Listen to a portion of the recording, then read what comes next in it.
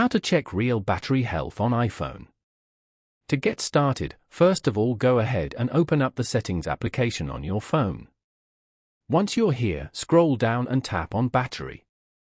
You will then be taken to the Battery Settings page. On this page, you can view your battery percentage, battery health, and manage other battery settings as well. You can also view the battery usage by app below. Now, go to Battery Health as shown. Over here, you can view your battery health, maximum battery capacity, cycle count, manufacture date and first use date. If the battery health is normal, this means that the phone battery is performing as expected. Following these steps, you can easily check real battery health on iPhone.